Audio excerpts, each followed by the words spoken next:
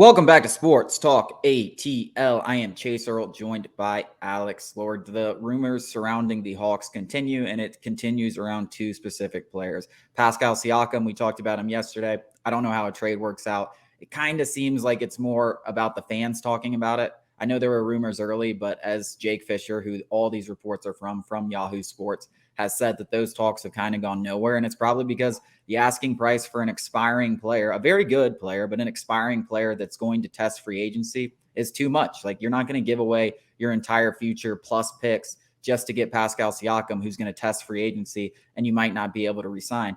And then you might also have to throw in Dejounte Murray. So I just think the asking price is going to be too much. We've talked about that. But here's another report from Jake Fisher in the same piece that was up yesterday on Yahoo Sports, was that the Dejounte Murray extension talks are starting to heat up. Now, there were original rumors that they were far apart, blah, blah, blah.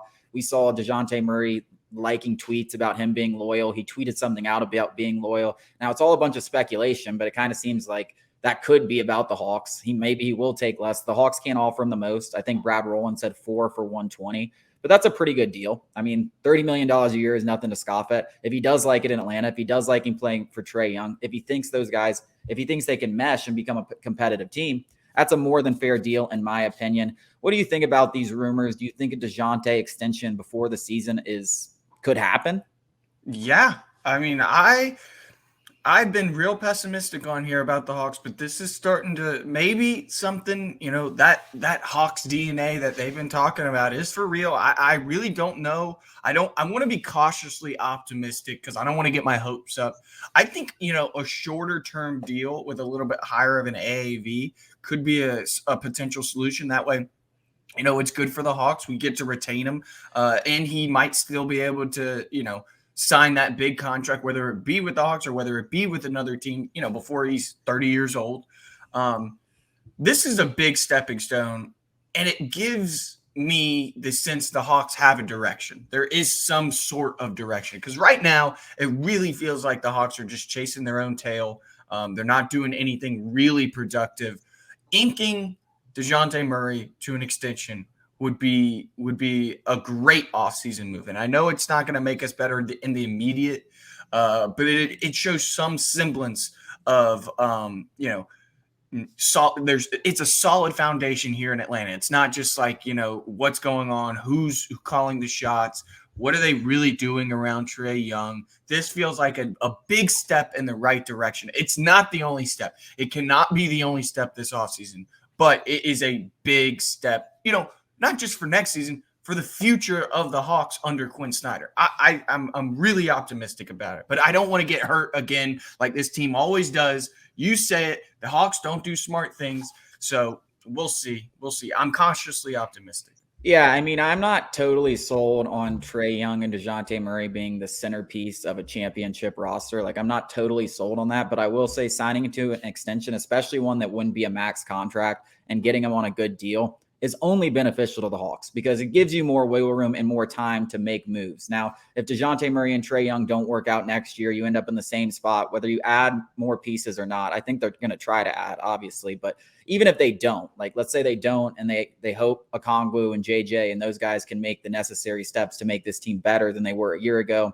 Another year with Trae Young and Dejounte Murray. Let's say it doesn't work out. You still have him on the books at a reasonable deal to where you can move him. Like, you can move him for something similar to what you got him for from San Antonio. Right now, on an expiring contract, you might get half as much as they paid last year, and which a lot of people thought was an overpay, as they paid the Spurs last year for his services. So at least getting him under contract gives them some wiggle room, gives them some stability moving forward, gives them something that another tradable asset that if it doesn't work out, you still have a guy that's a borderline all-star, been an all-star before, under a reasonable contract that they can move on from in the future if it doesn't work out. So it gives you some stability, because I think we all know that if you keep Dejounte here, things don't work out, he leaves for nothing. I mean, you're in just an absolutely terrible spot. We're at that spot we talked about yesterday where it's like, what do you do with Trae Young? And is he going to force his way out?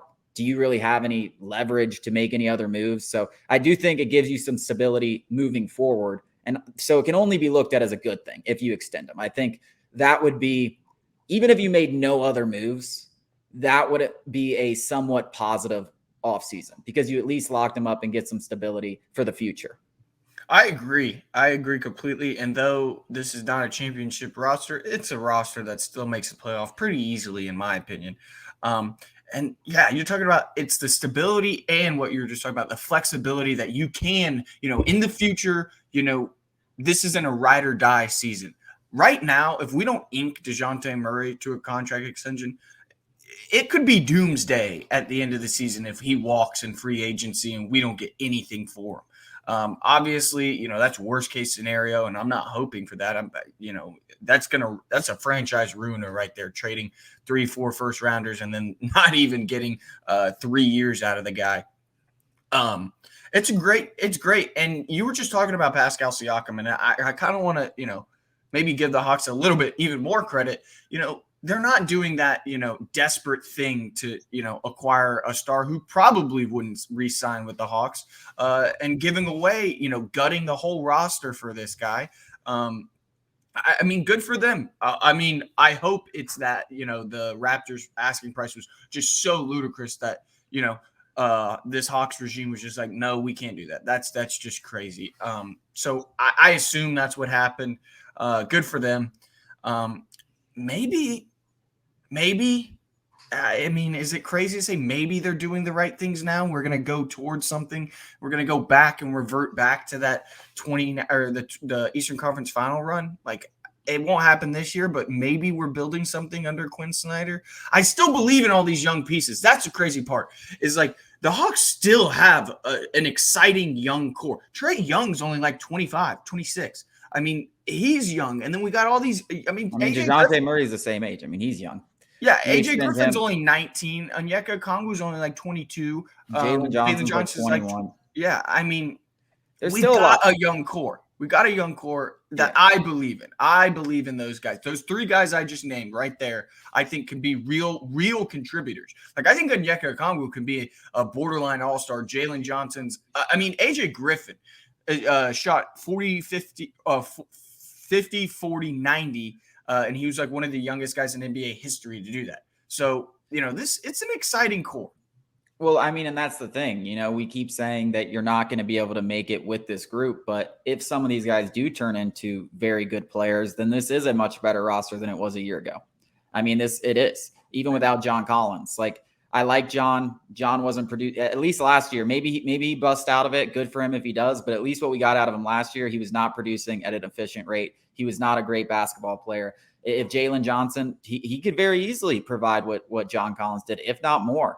AJ Griffin, if he becomes a permanent member of the rotation, maybe he steals that starting spot from DeAndre Hunter because he's so good. And maybe now you have DeAndre Hunter coming off the bench, and maybe he's better suited coming off the bench because we've seen DeAndre Hunter. He can get to be a microwave occasionally. And maybe if he's in there in the second unit, kind of being the leader of that second unit, maybe he's better off doing that. Onyeka Okongwu, we all have confidence in. Now, what do you do with Clint Capella? Do we open up minutes for him?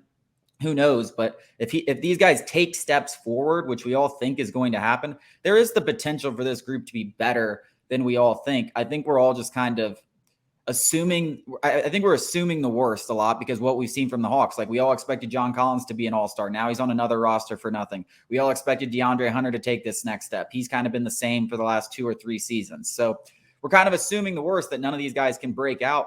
But you got 3 really talented pieces, as you said. And if only one of them breaks out, that's a big thing. I'm not expecting all of them to, but if one of them does, Jalen Johnson isn't going to become LeBron James or prime Ben Simmons, like people like to say. But if he could, if they do become better, you got a shot to build something. And like you said, they're all super young. Yeah, I think we talked about it a lot about ball stoppers and how John Collins really was. Jalen Johnson is the opposite. Jalen Johnson's got a very, very versatile skill set that I think works really well with Trae Young and Dejounte Murray. Trae gets doubled. JJ can drive. Not that John Collins was unable to. He was not very good at it, though. The guy basically had 0 post game.